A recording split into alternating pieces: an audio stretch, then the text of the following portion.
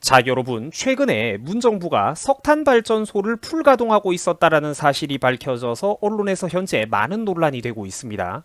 자, 이게 왜 논란이 되냐면은 저 사람들이 평소에는 뭐라고 했습니까? 그렇게 탈원전을 해야 된다느니 미세먼지 오염물질 배출을 줄이겠다, 환경 보호를 해야 된다, 그렇게 입을 털어대 놓고 막상 한여름에 전력난이 눈앞에 다가오니까 이것들이 지금 무슨 짓을 하고 있습니까? 국민들 눈속임하려고 가장 오염물질이 많이 나오는 석탄 발전소를 풀 가동해버리는 이중적인 태도를 보이고 있다라는 겁니다. 뭐 물론 정전이 나면 안 되니까 석탄 발전소라도 지금은 돌려야 되는 게 맞죠. 하지만 진작에 원전을 똑바로 늘려왔더라면 애초에 이런 짓을 할 필요가 없었다라는 겁니다. 자기들이 화력발전소 나쁘다고 해놓고 이제 와가지고 석탄 발전소를 풀가동하고 있다라는 거죠. 자, 요즘 우리나라 석탄 발전소가 풀가동이라는 거 이거 뉴스 기사도 많이 나오고 있습니다. 무더위에 전기 사용량이 급증을 하자 부랴부랴 석탄 발전소를 풀가동시키고 있다라는 이 웃지 못할 상황에 대해서 수많은 언론들이 현재 비판적인 입장을 취하고 있는 상황이죠. 자, 유튜브 시청자 여러분, 결국 이 전기라는 게 일주일 내내 24시간 내내 국민들의 수요량에 따라 가지고 안정적으로 전력 공급을 하기 위해서는 기존의 원자력 발전소가 반드시 필요합니다. 그리고 또 지금도 해마다 급증하는 대한민국의 민간 산업 현장의 전력 수요량에 발을 맞추기 위해서는 원전을 반드시 지금보다도 더 많이 늘려야만 합니다. 자, 그래가지고 다시 본론입니다. 최근에 문정부는 무더위에 국민들의 전기 사용량이 급증하자 대규모 정전, 즉 블랙아웃 사태를 피하기 위해서 석탄 발전소를 뒤늦게 풀 가동하고 있는 중입니다. 뭐 아까도 말씀을 드렸죠. 자, 그렇게 대기 오염이니 미세먼지니 탄소 배출량이니 들먹이던 애들 수준이 결국은 이런 거라는 거예요.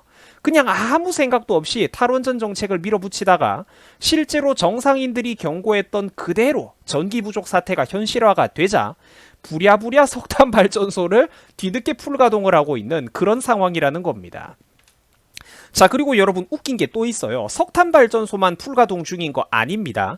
정비 일정을 무리하게 지금 앞당겨서라도 멈춰 있었던 원자력 발전소들도 지금 모조리 조기 투입하고 있는 상황입니다. 자기들이 그렇게 나쁘다고 했던 원자력 발전소도 막상 전기 모자라니까 이것들이 조기 투입을 하고 있다라는 얘기입니다.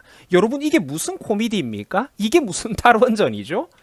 자, 여러분들 이게 왜 웃긴 일이냐면 저것들의 이중적이고 위선적인 태도 때문입니다.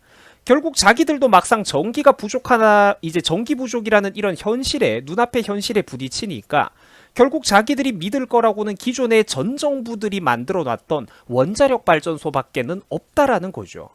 그리고 그것도 모자라가지고 아까도 보신 것처럼 가장 대기 오염 물질이 많이 나오는 석탄 발전소까지 풀 가동을 하고 있습니다. 자, 왜? 박근혜 정부 시절에 계획을 해놨던 대로 순차적으로 원자력 발전소를 늘려왔더라면 지금 이럴 때 화력 발전소의 가동 비율도 최소화시킬 수가 있었을 텐데 저것들이 무슨 짓을 했습니까? 탈원전 한답시고 건설 현장 전부 다 정지시키고 세워버렸죠. 고집 부려가지고 제대로 원전 건설을 안 들렸지 않습니까? 그러니까 이제 와가지고 원전도 조기 투입을 하고 있고 재점검을 이렇게 대충 해가지고 빨리 투입을 하고 있고 석탄 발전소까지 풀 가동을 하는 이런 바보 같은 짓거리가 벌어지고 있는 거예요. 이게 참 가슴 아픈 게 뭐냐면은 저 같은 이렇게 평범한 일개 유튜버조차도 문 정권이 처음 임기 시작하기도 전부터 이런 얘기들을 지적을 했거든요. 탈원전 하면 안 된다. 너네 나중에 후회하는 날 온다. 나중에 반드시 무리하게 기존의 시설들을 이제 무리하게 운용하는 일이 올 것이다. 그러다가 사고 터지면 어쩔 거냐? 저 같은 사람도 계속 지적을 했던 내용이거든요. 결국 몇 년 지나가지고 지금 그런 일들과 우려들이 그대로 벌어지고 있다라는 겁니다. 여러분 이게 얼마나 국가적으로 진짜 비효율이 참 말도 못하게 큽니까 여러분? 안타깝다라는 거죠. 자, 여기 보면은 여러분들 또 굉장히 웃긴 뉴스 기사가 하나 있습니다. 한번 잘 들어보세요. 세계적인 대규모 물류기업 중에 브레마 ACM이라고 하는 곳이 있습니다. 자, 그런데 최근 이 기업에서 매우 흥미로운 얘기를 발표했습니다. 자, 어떤 내용이냐?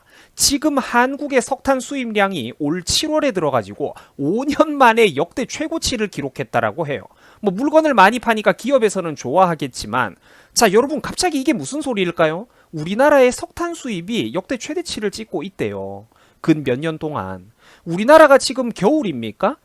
8월 달에 무슨 석탄을 왜 저렇게 많이 수입을 하는 거죠? 만약 지금이 겨울이라고 한들 석탄으로 난방을 하는 국민들이 몇이나 됩니까? 그리고 지금은 여러분들 알다시피 무더운 여름입니다. 한여름이죠? 자, 그러면은 뭔가 실마리가 풀리기 시작하죠.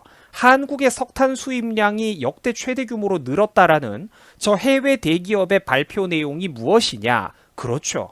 전기가 모자라다고 국민들이 화가 나고 뒤집어질까봐 문정부가 지금 온 힘을 다해가지고 국민 세금 퍼부어서 화력발전소를 팽팽 돌리고 있다라는 겁니다. 석탄을 쓸어 담아오고 있다라는 거죠. 국제사회에서. 지금 석탄 어마어마하게 태워가면서 전기를 만들고 있는 거예요. 억지로. 여러분 이게 뭡니까? 내가 진짜 그러니까 이런 나라 꼬라지를 보고 있으면 안타깝고 한심해서 눈물이 다 날 지경입니다. 그래 또 뭐 문재인 일당들은 또 이럴 수 있다고 쳐. 근데 얘네들한테 아직까지 선동당하고 있는 국민들은 그 진짜 여러분들 그게 얼마나 슬픈 일입니까 그게. 여러분 IAEA라는 곳 많이 들어보셨죠? 뉴스 관심 있는 분들은 많이 들어보셨을 거예요. 이게 어디냐면은 세계적인 전문가들이 모여있는 국제원자력 기구입니다. 자, 그런데 이 국제원자력 기구에서 다음과 같은 연구 결과 자료를 증거로 보여줬어요. 제가 직접 가져온 겁니다. 자, 원자력 발전은 인류가 채택하고 있는 전기 생산 방식들 중에서 이산화탄소 CO2의 배출량이 가장 적은 최고의 친환경 발전이라는 연구 자료가 있습니다. 이거 확실한 거예요, 여러분. IAEA 출처입니다. 자, 원자력 발전소는 석탄이나 석유하고는 다르게 화석 연료를 불태워가지고 그 매연을 발생시키면서 에너지를 얻는 방식이 아니죠. 우라늄을 기반으로 그 핵 연료봉을 이제 자기들끼리 반응을 시켜가지고 거기 자기 여기 한 캔 마참해 상추 밥 참치쌈밥 마참해 야채 큐브 참치 샐러드 마참해 두부 있고 고기 없다 참치찌개 마참해 비벼봐 비빔밥 볶아봐 볶음밥 김에 싸봐 김밥 Oh my god 참치 참치 달걀말이 대참치 참치 두부김치 내 참치 바로 먹어도 이 맛의 대참치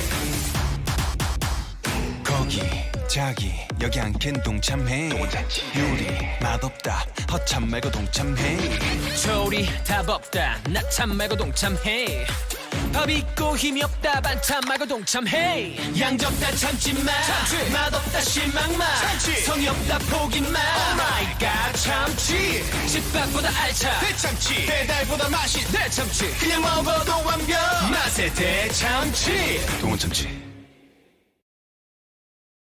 사말란의 새로운 시도와 그의 독특한 개성이 신선한 설정 속에 함께 담겼다. 올드에 대해서 스포일러 없이 최대한 샅샅이 파헤쳐보는 시간 순삭 올터뷰 시작해보도록 하겠습니다. 모든 답변에는 단 60초의 시간 제한을 설정하려고 합니다. 저한테 왜 이런 시련을 주시나 이런 생각이 들기도 하는데 올드는 어떤 영화인가요? 네, 올드는 굉장히 설정이 독특한 영화입니다. 일단 어떤 그 멋진 휴양지에 딸려져 있는 외딴 해변이 있는데 그 해변에 가게 되면 그 안에서 시간이 어마어마하게 빨리 흐르게 되고요. 또한 그 해변에서 영원히 탈출할 수가 없게 된다는 어떤 기본적인 두 가지 조건들이 있는 것이죠.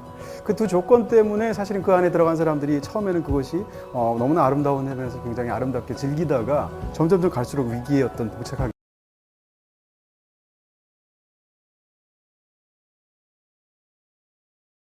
거기에서 이제 저절로 어마어마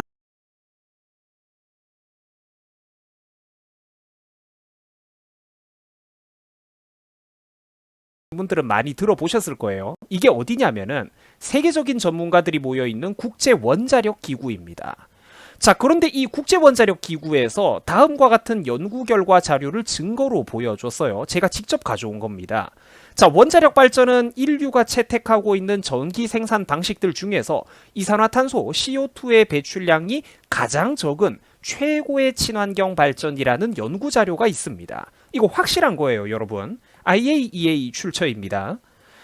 자, 원자력 발전소는 석탄이나 석유하고는 다르게 화석 연료를 불태워가지고 그 매연을 발생시키면서 에너지를 얻는 방식이 아니죠.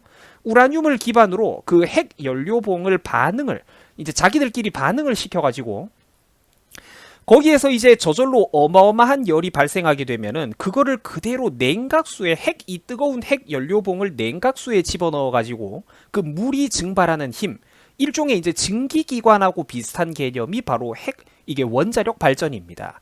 자, 물이 수증기로 되면은 여러분들 기체로 부피가 이렇게 수백 배가 넘게 팽창하죠. 제가 학교 다니던 시절에 1700배 팽창한다라고 배웠는데, 물이 수증기 얘네들한테 아직까지 선동당하고 있는 국민들은 진짜 여러분들 그게 얼마나 슬픈 일입니까, 그게. 여러분, IAEA라는 곳 많이 들어보셨죠? 뉴스 관심 있는 분들은 많이 들어보셨을 거예요. 이게 어디냐면은 세계적인 전문가들이 모여있는 국제원자력 기구입니다. 자, 그런데 이 국제원자력 기구에서 다음과 같은 연구 결과 자료를 증거로 보여줬어요. 제가 직접 가져온 겁니다.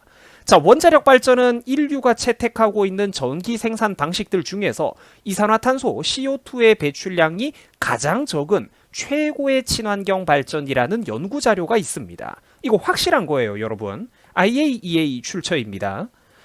자, 원자력 발전소는 석탄이나 석유하고는 다르게 화석 연료를 불태워가지고 그 매연을 발생시키면서 에너지를 얻는 방식이 아니죠.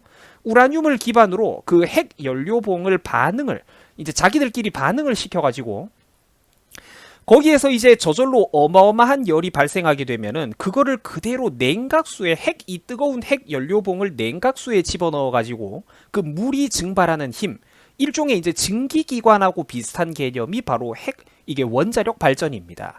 자, 물이 수증기로 되면은 여러분들 기체로 부피가 이렇게 수백 배가 넘게 팽창하죠. 제가 학교 다니던 시절에 1700배 팽창한다라고 배웠는데, 물이 수증기 기체로 변하면은 아무튼 부피가 어마어마하게 팽창을 합니다. 자, 그러면은 그 기체로 팽창하는 힘을 가지고 발전을 하는 게 뭐다? 원자력 발전이다라는 거죠. 이 원자력 발전 방식은 특히나 지하자원조차 없는 우리 대한민국 입장에서 봤을 때는 가장 적합한 국가적 단위의 대규모 에너지 공급원이라고 볼 수가 있습니다. 자, 우리나라는 여러분들 반드시 기억을 하셔야 됩니다. 우리 대한민국은 원자력 발전이 없으면은 수출 산업과 에너지 동력원을 얻는 것 자체가 불가능한 나라입니다. 불가능한 나라예요. 자, 지금 보고 계신 이 온실가스에 대한 분석 자료도 오늘 자료 풍부하게 제가 가지고 왔죠. 지금 이 온실가스 배출량에 대한 분석 자료도 한국원자력문화재단에서 직접 답변을 해준 내용입니다. 잘 들어보세요. 2015년도 기준으로도 원자력 발전소의 발전량을 원자력 발전소의 발전량이 어마어마한데, 이거를 석탄 화력 발전으로 대체하려고 하면은 얼마나 많은 그런 이제 노력이 들어가느냐. 자, 그 수많은 화석연료를 불태우는 엄청난 발전 비용은 둘째로 치고 이산화탄소, CO2 탄소 배출권 가격 관련되어 있는 처리 비용만 3조 4천억을 넘어간다고 합니다. 여러분, 3조 4천억이라는 저 돈으로 3조 4천억 원치 우라늄을 수입해 오면은 대한민국 국민 전체가 도대체 몇 년 동안 전기를 쓸 수가 있을까요? 농담 아니라 무상 전기도 가능할 걸, 몇 년 동안. 2015년도 기준으로 단 1년 만에 온실가스 저감 이득을 보는 게 저 정도 금액인데, 온실가스 저감 이득을 보는 것만 금액이 저 정도인데, 저런 돈이 여러분들 해마다 3조 4조씩 우리나라 안에 세이프가 된다고 한번 생각을 해보세요. 상상도 안 가시죠? 저걸 만약에 계속 절약할 수가 있다면. 국가 재정이라는 거는 이런 식으로 아껴야 되는 겁니다. 2015년도부터 저 돈을 계속 쌓아왔으면 도대체 얼마나 이득을 봤을까요? 국가 재정이라는 건 이런 식으로 아껴야 된다라는 거예요. 그래야 그 남는 돈으로 더 안전하게, 더 효율적인 발전을 하면서 국민들도 값싸고 안전한 전기요금으로 여름에는 더 시원하게 살게 해주고, 또 우리 국민들 겨울에는 따뜻하게 살게 해주고, 얼마나 좋습니까? 또 수출 기업들도 산업 전기요금을 더 저렴하게 해줘가지고 우리나라 기업들 숨통 좀 트이게 해주고, 돈 벌어오기 쉽도록 일자리 하나라도 더 늘릴 수 있도록 조금이라도 더 편하게 도와주는 게 바로 국가가 할 일 아니겠습니까? 보세요. 여러분들, 이런 식으로 어떻게 보면은 이 국가를 경영한다라는 게 장사가 안 되는 동네 구멍가게를 살리는 것보다 훨씬 더 쉬울 수도 있다라는 얘기입니다. 자, 그래서 다시 본론입니다. 요즘 우리나라 산업부가 딜레마에 빠졌다라고 해요. 내가 평소에는 공무원들 비판 많이 했는데 오늘은 공무원들 좀 불쌍하다고 편을 들어줘야 되겠습니다. 요즘 우리나라 산업부에 있는 아저씨들이 딜레마에 빠졌다라고 해요. 한자로는 이거를 진퇴양난이라고 하죠. 이러지도 저러지도 못하는 상황이라는 소리입니다. 왜?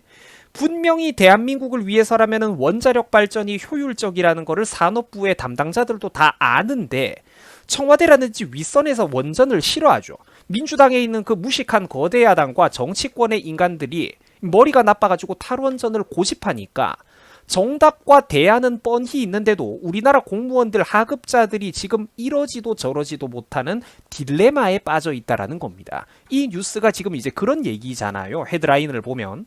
이게 그러니까 여러분들 얼마나 안타까운 비효율입니까? 지하자원도 없는 나라, 석유도 없는 나라, 그냥 입 닫고, 제발 모르면은 입을 닫고, 미안한데 그냥 제발 좀 입을 닫고 원자력 발전 그냥 따라오면 되는데 뻔히 뚫려 있는 고속도로를 놓고 자꾸만 산으로 절벽으로 가가지고 길을 찾고 있으니까 그 길이 있겠습니까? 정답이 나오겠어요? 자, 시청자 여러분, 이 탈원전 정책은 정치적인 사기 쇼입니다. 탈원전은 사기예요, 여러분들. 결국 뒷돈 받아먹고 중국산 패널 업체들에게 도움을 주기 위해서고 우리나라 업체들은 전부 다 줄도산하고 있죠. 특히나 비효율적으로 생산된 이런 값비싼 전기들을 한전이, 한국전력이 울며 겨자 먹기식으로 억지로 구매를 해줘야 된단 말이죠. 그 문정권 지지자들이 합법적으로 두고두고 세금을 횡령해 먹을 수 있도록 수단을 만들어주는 행위입니다. 수단을 확보해주는 행위예요. 결국 그 수많은 비효율과 낭비, 재정적인 손해가 발생하면 그거 여러분들 결국 누가 짊어질까요? 그렇죠. 공기업인 한전이 책임을 지는데 그 국가 공기업이 손해가 나면은 결국 그게 누구에게 돌아온다? 나와 여러분들, 우리들, 국민들이 메꾸는 겁니다. 학생 시청자, 1, 20대 학생 시청자 여러분들의 부모님들이 그거를 메꾼다라는 거예요. 국가 공기업에 적자가 나면은 국민들이 메꿔 넣어야지 누가 메꿔 넣을 거야. 그 누가 채워주겠습니까, 그거를? 시청자 여러분, 그러니까 반드시 기억을 하셔야 됩니다.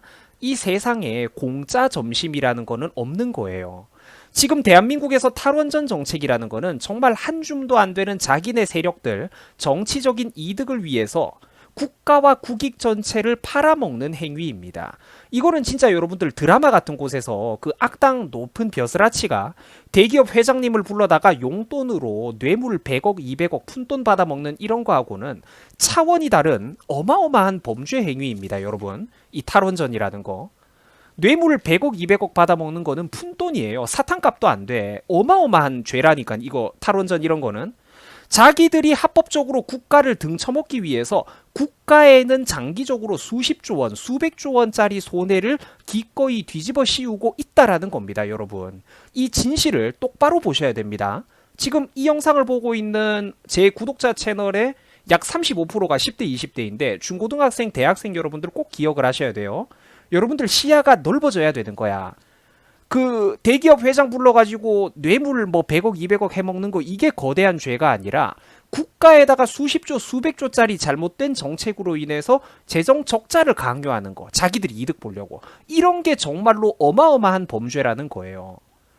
자, 먹고 살만한 현대의 서구 사회에서 평범한 대졸 시민들은 이 평범한 대졸 시민들, 대졸자들은 신재생 에너지라는 것에 대해서 과도한 환상에 빠져 있습니다. 근데 이거는 말 그대로 환상이라는 거죠. 지금 우리 대한민국의 수출 산업은 정말로 위급한 상황입니다. 실제로 이거는 학생 여러분들이 느끼잖아요. 우리 1, 20대 동생 여러분들이 느끼잖아. 지금 한국의 수출 산업이 힘들다라는 걸 어디서 느낍니까? 그렇죠. 취업 일자리가 없잖아. 알바 일자리가 없잖아, 지금. 건설 경기도 맛이 가버렸잖아, 여러분. 지금 대한민국 수출 산업과 경제 정말로 위급한 상황입니다. 전력 수요량은 해마다 급증하고 있는데 정치인들끼리 탁상공론한다고 지금 이게 낭비하고 머뭇거릴 시간이 없다라는 거예요. 오죽했으면은 그 병크 많이 터뜨리는 월스트리트 저널에서도 이번에는 또 이렇게 바른 말도 했어요. 풍력과 태양광 발전은 허상이다. 일주일 24시간 내내 비가 오거나 구름이 끼는 날 등 이런 날씨 상태와 상관없이 안정적으로 전력을 공급하는 게 이 풍력 태양광 발전은 이제 불가능하다. 이런 얘기를 했습니다. 자, 제가 평소에 하던 얘기가 그대로 나오죠. 자, 이념주의자들은 재생에너지 가격이 화석연료와 비교할 만하다라고 하지만 이는 보조금, 국민들의 세금이 들어갔을 때의 얘기다. 세금이 들어갔을 때나 비로소 경쟁이 가능하다라는 거예요. 안 맞다라는 거지. 항구적인 발전으로. 하나의 정치 이념적인 파리에 지나지 않는다라는 거예요. 친환경 발전이라는 거는 허상입니다. 여러분, 허상. 풍력이라든지 태양광으로 한 국가의 전체 에너지 발전량을 50% 이상 채운다라는 건 불가능한 미친 짓이에요. 비용이 너무 많이 들고 그 비용 청구서는 나중에 반드시 국민 여러분들에게 돌아가게 되어 있습니다.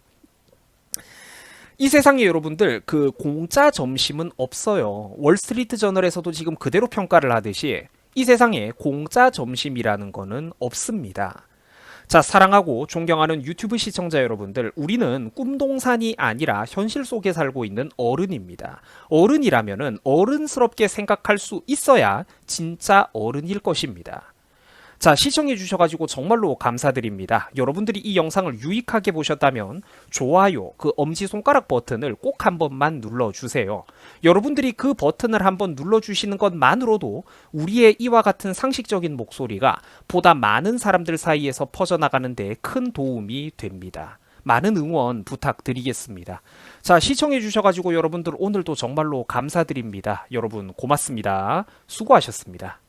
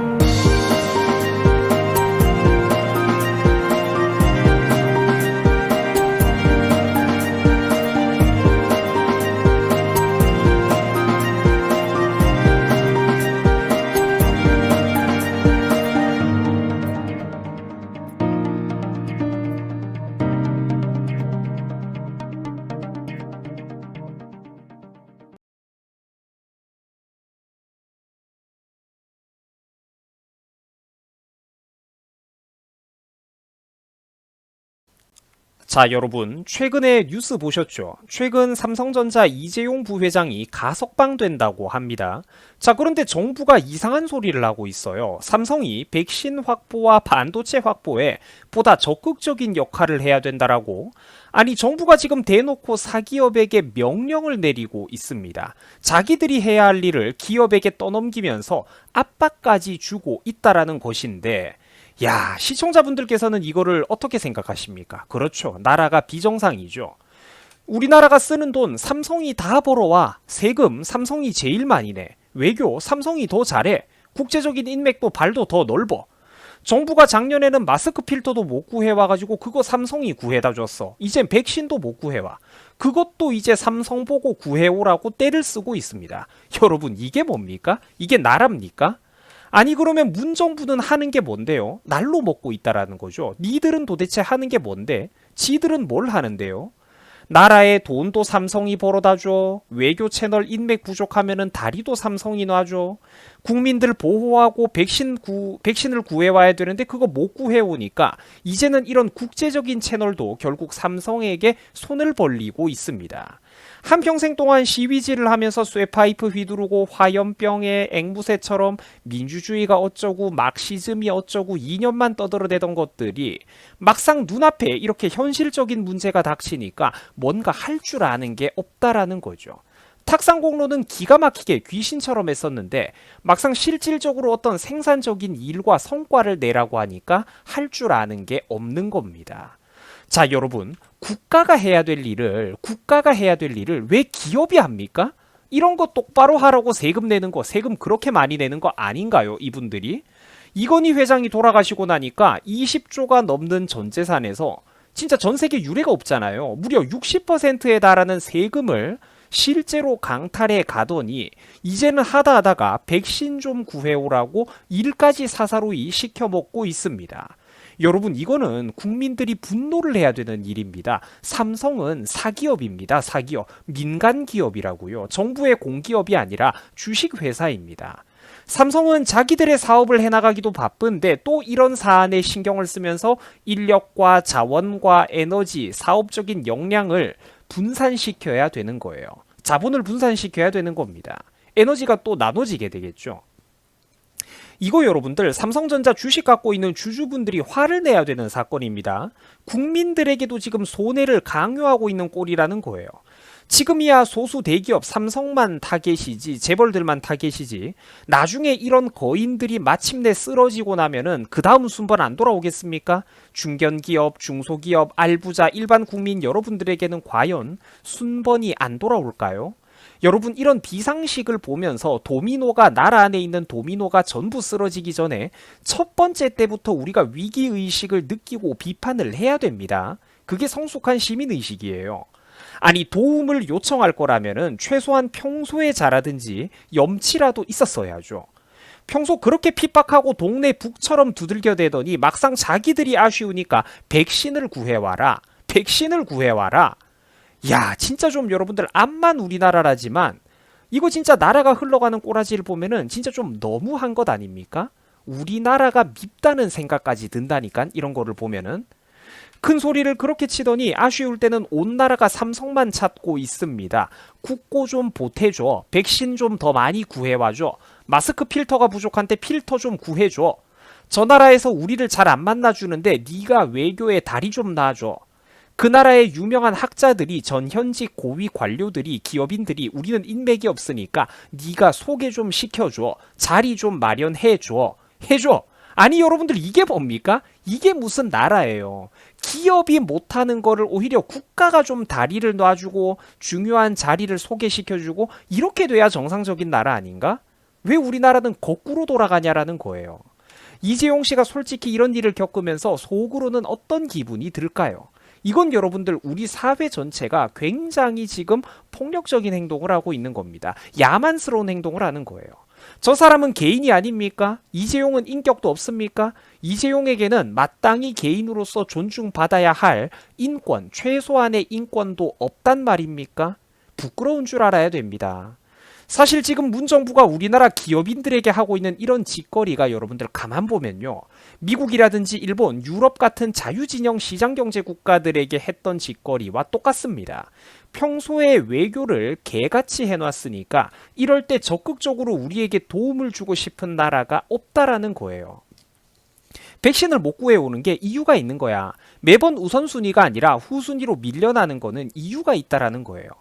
기업인들이야 마지못해 이게 내 나라고 협박해대고, 지금 정부가 협박을 해대고, 또 내 밑에 수많은 부하 직원과 식구들이 수십만 명 딸려 있으니까 마지못해 따른다지만, 아쉬울 것 없는 동등한 다른 나라들 입장에서는 이런 나라가 뭐가 이쁘다고 도와주고 싶겠습니까? 외교라는 게 여러분들 결국은 인간관계랑 똑같은 겁니다.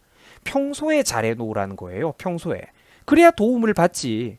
평소 신뢰관계가 쌓여 있어야 어려울 때 무슨 이야기가 될 것 아닙니까? 그리고 여러분들 이 뉴스를 볼 때 기억하셔야 되는 거는 이번 이재용 씨 사건은 사면이 아니라 가석방입니다. 가석방은 발목 잡히는 게 굉장히 많아요. 취업도 계속 그대로 제한되고 해외 출장 나가는 것도 대부분 제약이 걸립니다. 다시 말해가지고 이 가석방이라는 거는 말로는 그럴싸하게 들리겠지만 정상적인 경영활동의 복귀는 거의 불가능하다라는 거예요. 족쇄를 밑에 차고 있다라는 겁니다. 몸만 잠시 바깥으로 빠져나온 것에 불과하다라는 거예요. 여러분들 근데 상식적으로 생각을 해보세요. 이래가지고 정상적인 경영활동이 되겠습니까? 무슨 국제적인 투자를 하고 해외 파트너 기업들 오너들을 당당하게 만나면서 이런 식으로 무슨 수로 미래 설계를 준비하고 삼성의 운명을 걸어가며 수백조 투자를 할 수가 있겠습니까? 오너가 그 나라에서 법적 행정적인 신분이 이렇게 불안정하면은 해외 경쟁 기업이나 파트너 기업들 입장에서 믿음이 가겠습니까? 과연 삼성과 손을 잡는 게 쉽겠습니까? 지금 우리나라는 우리 스스로 민족 쇠락의 길을 걷고 있습니다. 민주니 공정이니 정의니 자기들 입맛대로 비틀어 놓은 허울 좋은 이념 아래 나라 전체가 지금 집단적으로 퇴보의 길을 걷고 있다라는 거예요. 여러분, 미국의 애플이나 인텔, 대만의 TSMC 같은 기업들을 한번 생각을 해보세요. 이들은 그야말로 축적된 기술력과 여유 자본력이 어마어마한 세계적인 초강력한 기업들입니다. 어지간한 일개 국가 전체의 역량을 이런 기업들이 충분히 뛰어넘고도 넉넉하게 남습니다. 이제 더 중요한 게 뭐냐면은 애플, TSMC, 인텔 같은 이런 세계적인 기업들은 저마다 자기 나라의 적극적인 정부 지원을 받고 있다라는 거예요.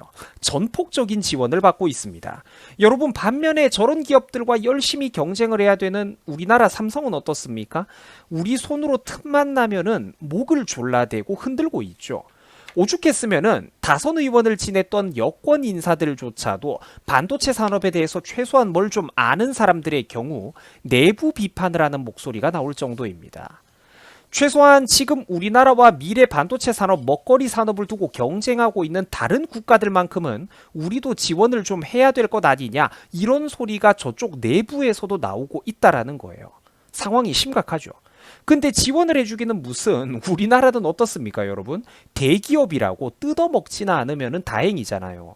사회적인 책무를 다하라는 허울 좋은 명분과 이념을 내걸어 세우면서 돈이나 뜯어내고 있다라는 겁니다. 지금 우리 대한민국이 하고 있는 짓거리가 여러분들 어떤 줄 아세요? 나라 전체가 흡혈귀 근성에 찌들었습니다. 흡혈귀.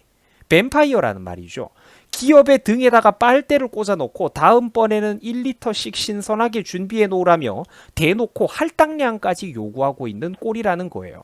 지원해주기는 뭘 지원을 해줍니까 우리나라가. 미국도 중국도 수백조씩 반도체 산업에 투자를 하는데 우리나라는 기껏해야 100억 200억 걸어놓고 생색만 내고 있습니다. 투자액이 세계적인 강대국들에 비하면 100분의 1도 안 돼요.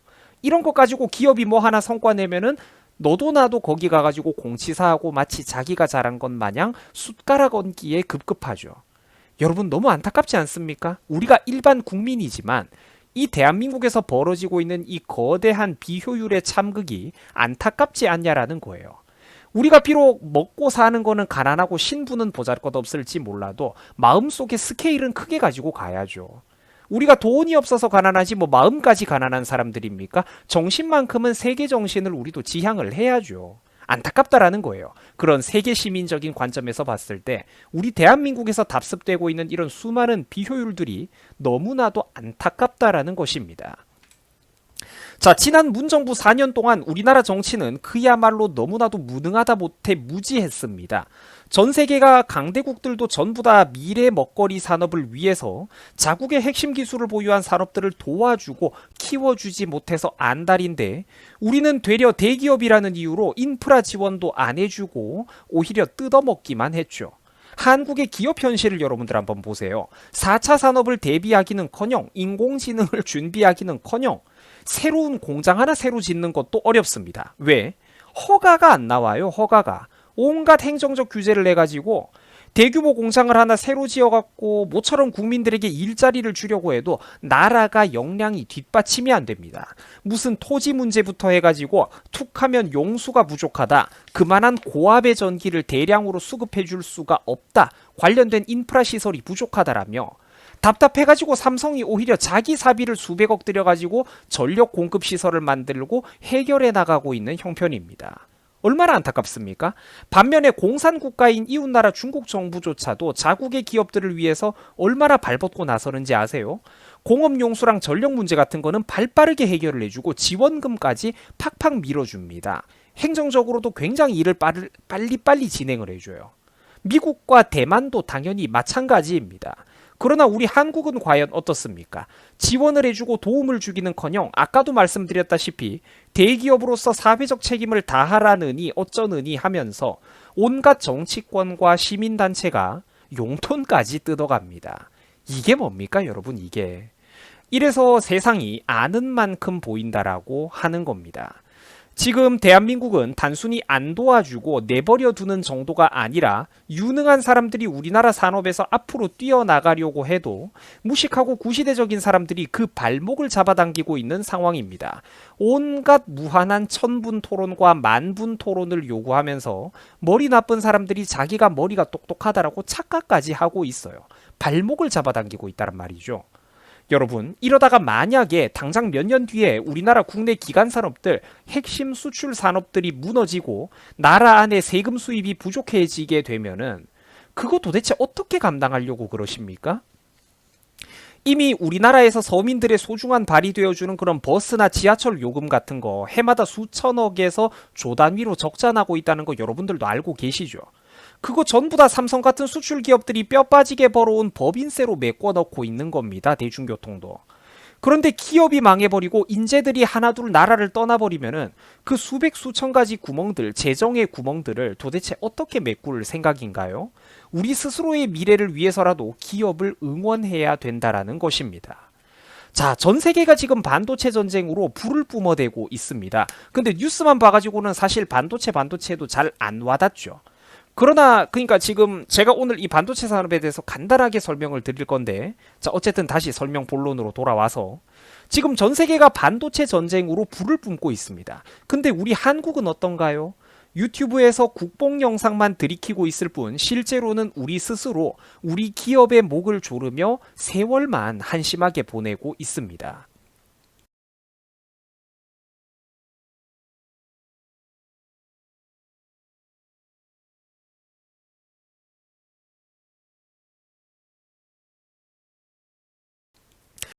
자, 외계인들을 잡아다가 컴퓨터 CPU 칩을 설계한다라고도 유명했던 그 유명한 미국의 인텔 같은 대기업들이, 그러니까 워낙에 기술력이 뛰어나서 이제 농담으로 하는 표현인데, 외계인들을 잡아다가 세로 메꿔 넣고 있는 겁니다. 대중교통도. 그런데 기업이 망해버리고 인재들이 하나둘 나라를 떠나버리면은 그 수백 수천 가지 구멍들, 재정의 구멍들을 도대체 어떻게 메꿀 생각인가요? 우리 스스로의 미래를 위해서라도 기업을 응원해야 된다라는 것입니다. 자, 전 세계가 지금 반도체 전쟁으로 불을 뿜어대고 있습니다. 근데 뉴스만 봐가지고는 사실 반도체도 잘 안 와닿죠. 그러나 그러니까 지금 제가 오늘 이 반도체 산업에 대해서 간단하게 설명을 드릴 건데, 자 어쨌든 다시 설명 본론으로 돌아와서 지금 전 세계가 반도체 전쟁으로 불을 뿜고 있습니다. 근데 우리 한국은 어떤가요?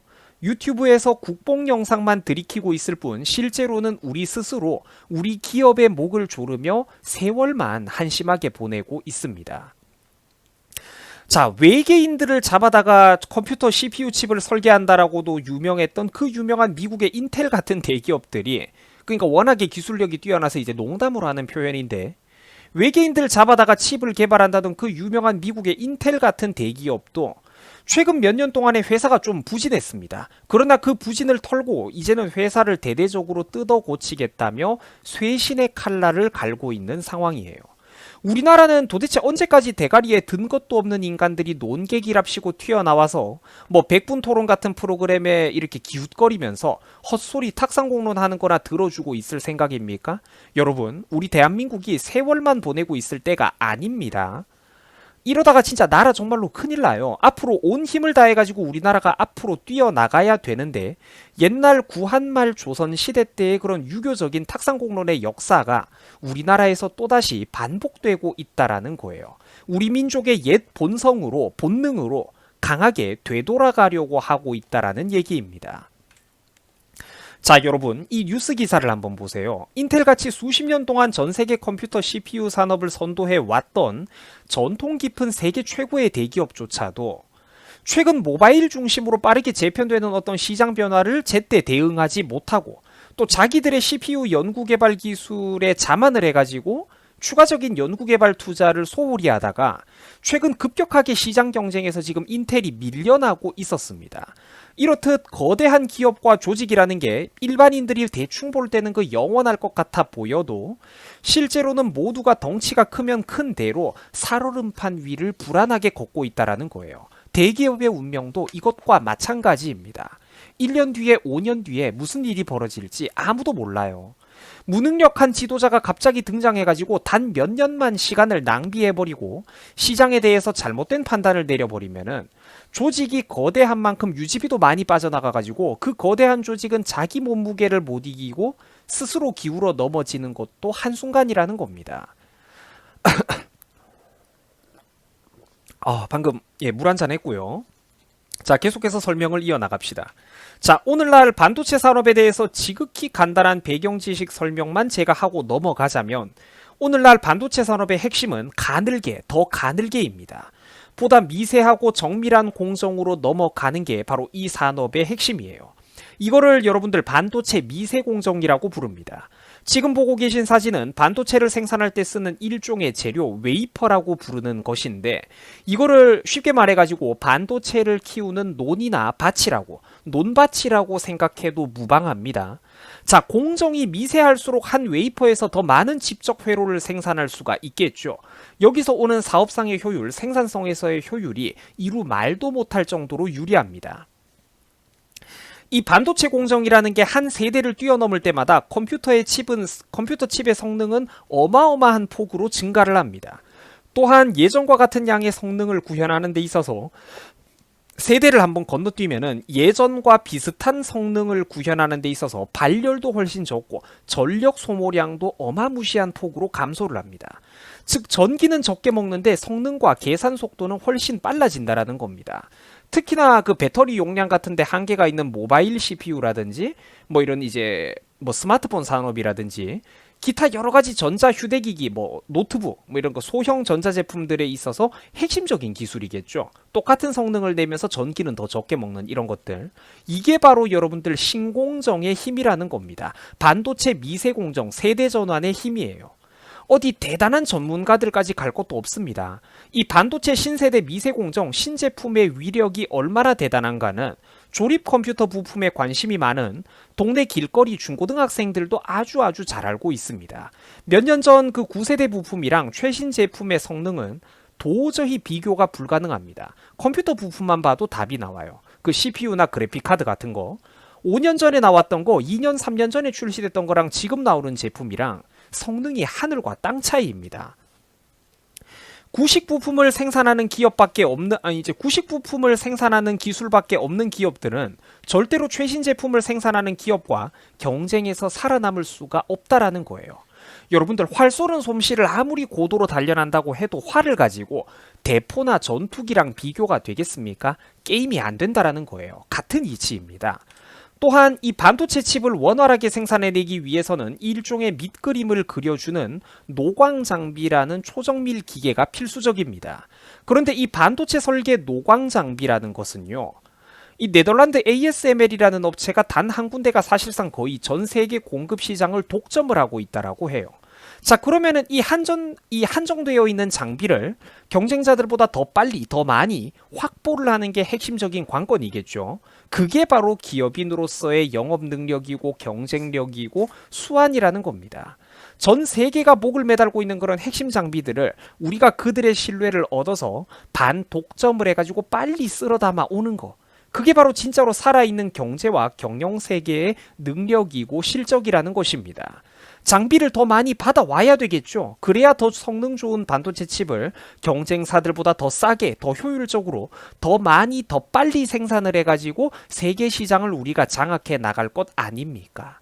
자, 그러기 위해서는 뭐가 필요하다? 강력한 오너가 필요하다라는 거예요.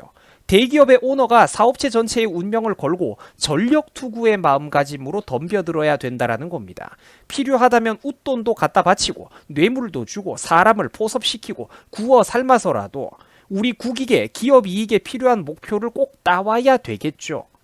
우리가 뜬구름 잡는 소리 하고 있을 때가 아니라는 겁니다. 허울 좋은 소리, 이념, 탁상공론, 백분토론이나 떠들어대면서 세워라 내워라 하고 있을 때가 아니라는 겁니다. 행동으로 지금 당장 뛰쳐나가도 너무나도 늦었다라는 거예요. 이 나라가 돈을 벌어와야지만 국민 여러분들도 학생 여러분들도 취업하고 결혼하고 복지정책 하나라도 더 도움을 받을 거고 행복하게 살 것 아니냐라는 겁니다. 기업이 있어야 나머지가 이야기가 경제의 선순환이 진행이 된다라는 거죠. 자, 시청자 여러분들, 유튜버 얼음사이다가 대학교 다니던 시절에 어떤 교수님이 실제로 했던 발언입니다. 수업 시간에 실제로 몇 번이나 강조를 했던 말인데 이 사람이 뭐라고 했느냐? 대기업은 세금을 90% 넘게 내야 된다. 그래도 다 그 사람들 저절로 열심히 일하게 되어 있다. 이 제가 실제로 수업 시간에 들었던 발언입니다. 또 이런 것도 있었어요. 자, 삼성이 무너지면 그런 게 무슨 걱정이냐. 중소기업들이 알아서 그 빈자리를 다 저절로 메꾸게 되어 있다. 이런 소리를 그래도 나름 국비 지원 팍팍 규모 좀 받아먹는 그런 규모 좀 있는 대학교에서 수십 년간 굴러먹었던 교수가 실제로 학생들 앞에서 이런 무식한 소리를 당당하게 떠들어댔었습니다. 여러분들 안타깝죠? 지금 우리나라에서 소위 고위직인의 지식인인에 떠들고 있는 사람들 태반이 이런 수준입니다. 시대와 전공 교과목만 조금 바뀌었다 뿐이지 사실상 실제로는 10년, 20년 전에 자기들이 암기했던 거를 계속 앵무새처럼 반복이나 하면서 우려먹고 있다라는 거예요. 사실상 조선시대 선비들 마냥 급변하는 현실과 국제사회에 대해서는 쥐뿔도 모르면서 허황된 이념만 답습하고 있다라는 겁니다. 시청자 여러분, 반도체 칩을 설계하기 위한 연구개발비가 보다 정밀한 미세공정 신규 생산 라인으로 넘어가기 위해서 그 반도체 생산 라인을 한번 까는데 들어가는 자금의 규모가 얼마인 줄 아십니까? 돈이 기본 수십조에서 수백조 원씩 들어갑니다. 이 말 그대로 자본 집약의 끝판왕이에요. 이제 첨단 미래 산업의 끝판왕이 바로 반도체 산업입니다. 필요하다면 다른 나라들의 인재를 웃돈 주고라도 모셔와야 되는 거고 우리나라를 통틀어도 그만한 수준의 인재가 없어서 웃돈을 주고라도 다른 나라 인재를 모셔와서 배워야 되는 게 이 분야고 그 나라 최고의 두뇌들이 모여가지고 국가 전체의 운명을 걸어도 국가 전체의 운명을 통째로 걸어도 이 경쟁에서 저 강력하게 앞서 나가는 강대국 기업들, 선발주자들과의 게임이 간신히 이루어질까 말까 하는 그런 분야입니다.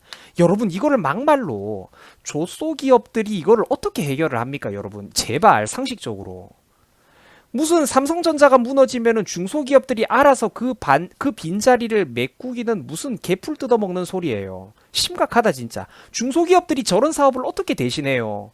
두뇌도 안 되고 자금력도 없는데 노하우도 없는데 어떻게 그런 걸 하냐고. 안타깝죠 여러분 정말로. 이런 것들이 10년 20년씩 나름 잔뼈가 굵은 명문 사학이나 국립대학교에서 교편을 잡고 있다라는 게 이런 인간들이 10년 20년씩 그런 꽤나 좋은 대학교에서 교편을 잡고 있다라는 게 얼마나 안타깝습니까 여러분. 얘네들 밑에서 4년 동안 세뇌교육을 받고 나온 평범한 문돌이들이 얼마나 머리가 비어 있을지 상상이 가십니까? 저 같은 사람들이야 사실 유튜버 얼음사이다는 좀 별종이잖아요. 그러니까 내 전공하고는 아무 상관도 없는 세상 수십 수백 가지 분야를 이렇게 자연스럽게 관심 가지고 자료를 찾아보는 거지. 나는 별종이니까.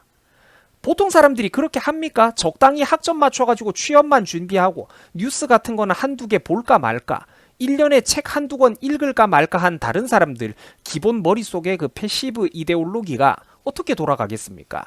사회를 보는 눈이 초등학생이랑 똑같은 거예요.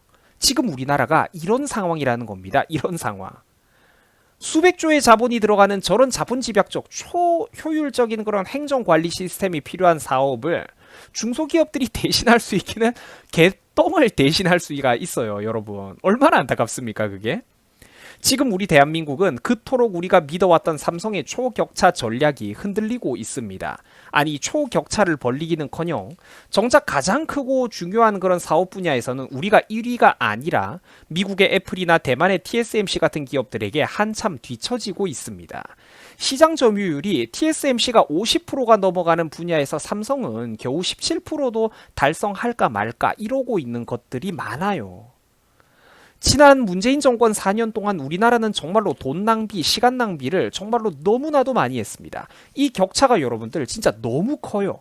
이 갑자기 좀 게임 얘기지만 스타크래프트에 한번 비유를 해보자면은 저그가 지금 4가스, 5가스, 6가스가 넘어가고 있는데 테라는 지금 앞마당도 제대로 못 먹은 상황인 거야. 여러분 이게 말이 됩니까? 저그는 5가스, 6가스가 넘어가는데 우리는 지금 앞마당 확장기지도 제대로 못 가져갔다니까? 이게 다시 말해가지고 게임을 모르는 분들이 있을까봐 제일 밑에 요 예시로 네모 박스를 한 개 더 설명을 해드리자면은 경쟁 국가는 지금 거의 대륙을 통일해 나가고 있는데 우리나라는 아직까지도 삼국시대 같은 거에 빠져가지고 거의 이제 부족 국가 수준의 분열과 갈등을 반복하고 있다 이런 얘기입니다. 여러분들 이게 나중에 갔을 때 게임이 되겠습니까?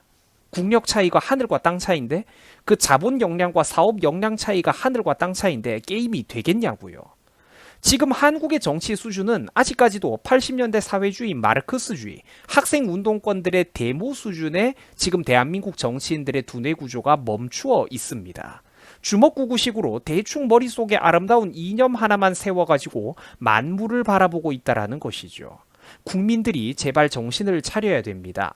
제발 동네 이장님 할 자격도 안 되는 사람들을 구급 공무원 할 자격도 없는 사람들을 과분한 자리로 보내주지 좀 마세요. 지금 우리나라에게 중요한 거는 도움은 바라지도 않습니다. 국가 지원은 바라지도 않아요.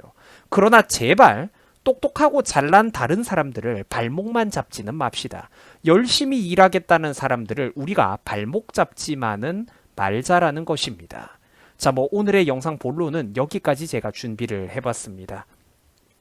자, 영상 이렇게 길게 얘기를 했습니다. 이재용 부회장의 어떤 가석방 얘기를 하다가 이제 국가가 할 일을 지금 요약을 하자면 국가가 할 일을 지금 또 사기업에게 대신 지금 이렇게 책임 전가를 하고 있다. 이런 이야기를 비판적으로 하다 보니까 제가 또 속이 터져가지고 반도체 산업의 흐름에 대해서도 좀 길게 이야기를 했습니다.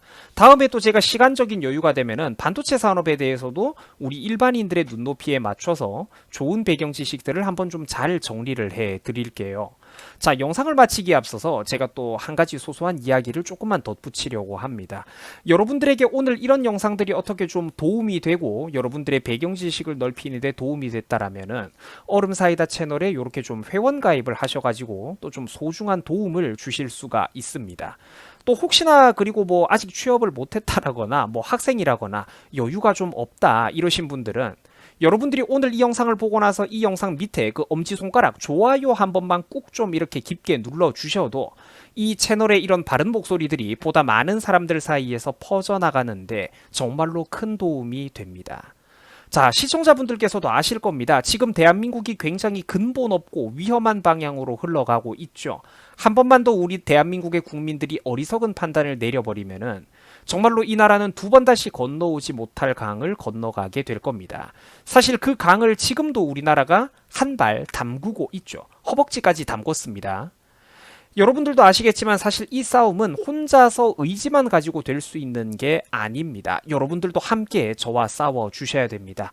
여러분들께서 회원 가입을 해주시든 하다못해 좋아요라도 한번 눌러주고 응원 댓글 힘내라 화이팅 댓글이라도 한번 달아주신다면은 이런 식으로 여러분들도 이렇게 소중한 저에게 이제 도움을 주셔가지고 함께 우리가 헤쳐나가야 할 것입니다. 자, 시청해 주셔가지고 감사합니다. 여러분들 고맙습니다. 수고하셨습니다.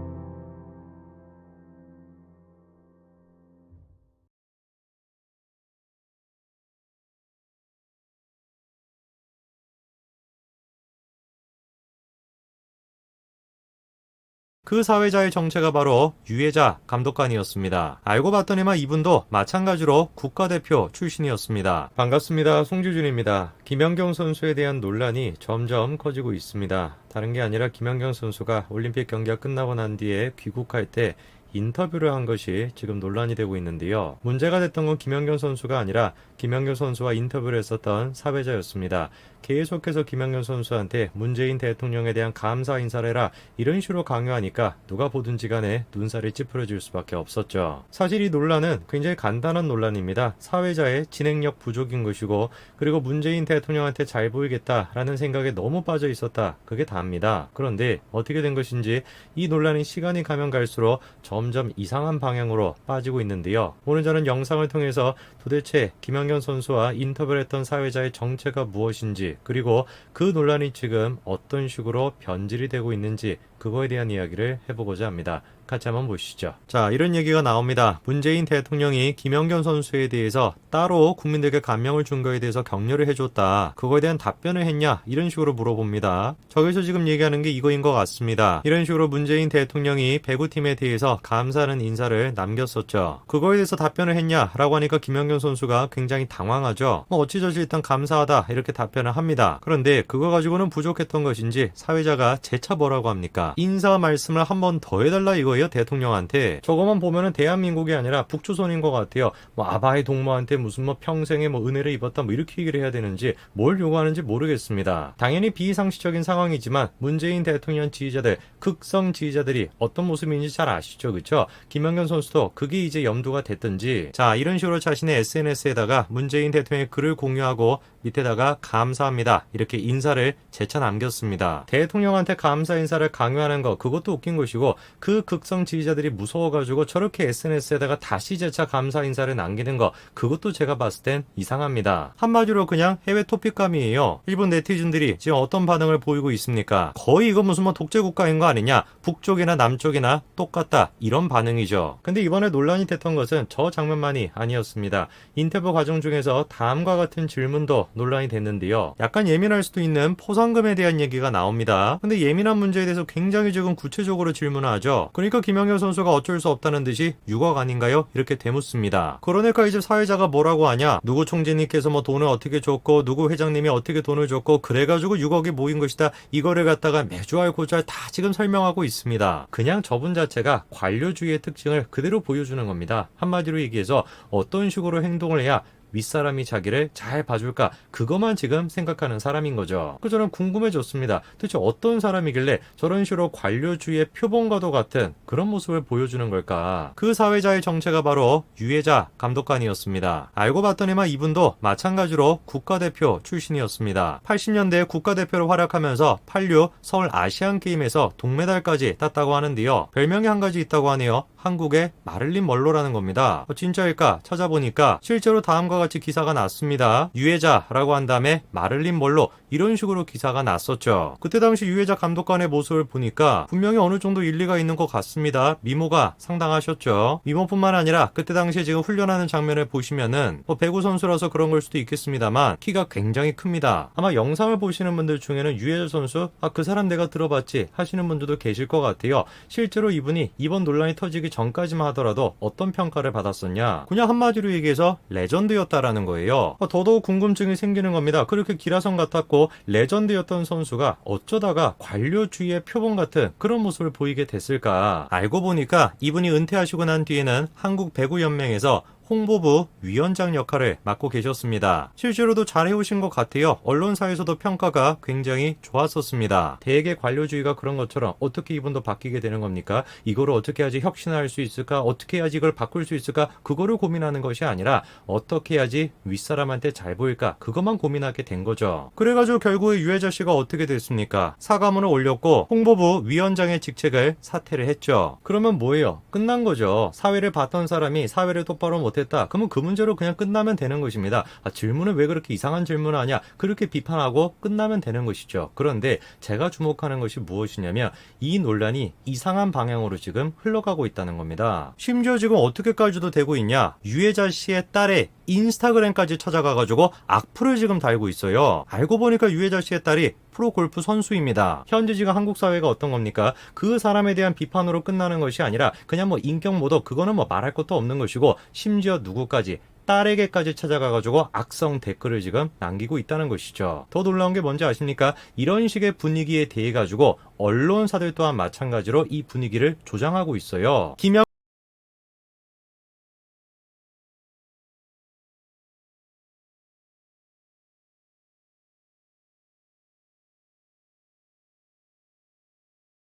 대답 강요, 유해자에게 화난 네티즌.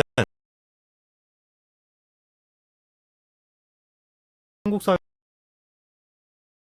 어떤 겁니까? 그 사람에 대한 비판으로 끝나는 것이 아니라 그냥 뭐 인격 모독, 그거는 뭐 말할 것도 없는 것이고, 심지어 누구까지, 딸에게까지 찾아가가지고 악성 댓글을 지금 남기고 있다는 것이죠. 더 놀라운 게 뭔지 아십니까? 이런 식의 분위기에 대해 가지고 언론사들 또한 마찬가지로 이 분위기를 조장하고 있어요. 김연경 대답 강요, 유해자에게 화난 네티즌, 딸 SNS에도 악플, 이렇게 지금 제목을 달아놨죠. 저 기사 어디를 지금 읽어봐도 딸의 SNS에 가가지고 댓글을 다는 행위가 비이성적인 행위다, 말도 안 되는 행위다, 폭력이다 라고 지적하는 부분을 찾을 수가 없습니다. 도대체 뭐가 사람들로 하여금 이 폭력을 폭력으로 바라보지 못하게끔 만들고 있는 것일까요? 제가 생각했을 땐 간단합니다. 현재 지금 대한민국 사회에서 김연경이라고 하는 존재감, 그 존재감 때문에 그렇습니다. 지금 김연경 선수의 모습은 마치 연예인 중에서 유재석 씨의 모습과 비슷합니다. 유재석 씨 별명이 뭡니까? 윤우님이죠. 김연경 선수 또한 마찬가지로 김느님이에요. 지금 이 좀 발음이 좀 이상하긴 합니다만, 저는 이번에 대한민국 여자 배구 대표팀이 귀국하는 장면을 보고서도 좀 이상한 생각이 들었습니다. 분명히 선수들이 다 같이 기념사진을 찍었죠. 그런데 배구연맹도 그렇고 기자들도 그렇고 누구한테만 지금 관심을 갖고 있습니까?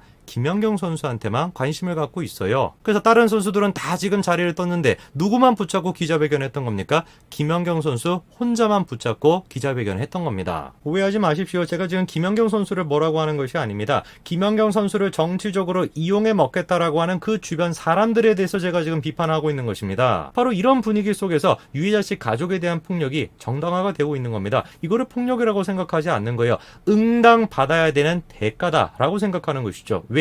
유해자라고 하는 사람이 김연경, 그 영웅을 건드렸으니까 가족 또한 마찬가지로 처벌을 당해야 된다, 이렇게 생각하는 것이지 폭력이라고 생각을 안 하는 겁니다. 그 대표적인 게 뭡니까? 김연경을 앞세워가지고 지금 이순신이 떠오르게 하는 그런 제목을 지금 달아놓고서 기꺼이 나머지 12명의 선수들을 김연경과 아이들, 이런 식으로 지금 치부해버리는 것이죠. 너무나 익숙한 풍경이죠. 너무나 대한민국 사회에서 익숙한 모습입니다. 한 명의 개인을 영웅으로 만드는 거예요. 그게 뭐 스포츠 선수가 됐건 연예인이 됐건 상관이 없습니다. 인기만 있는 사람이면 되는 거예요. 그리고 거기에다가 뭐를 살짝 집어넣는 겁니까? 정치적인 메시지와 정치적인 목적을 집어넣는 거예요. 그 점에 대해서 비판하면 사람들이 반발하는 겁니다. 네가 감히 우리의 영웅을 건드리냐, 이런 식으로 감정적으로 반응하게 되는 거죠. 그래서 저한테도 뭐라고 하는 거예요? 완전 꼬인 채널이다, 하찮은 놈이 아는 척한다, 이런 반응이 나오는 겁니다. 쓸데없는 걱정하지 말라는 거예요. 무슨 뭐 김연경이가 뭐 정치적으로 이용당하는 거냐, 쓸데없는 걱정하지 마라. 얼마나 제가 욕을 먹었는지 몰라요. 근데 어떻게 됐습니까? 보세요. 바로 이재명 같은 사람들이 이런 식으로 글을 올리잖아요. 자기와 지금 누구를 동일시하는 겁니까?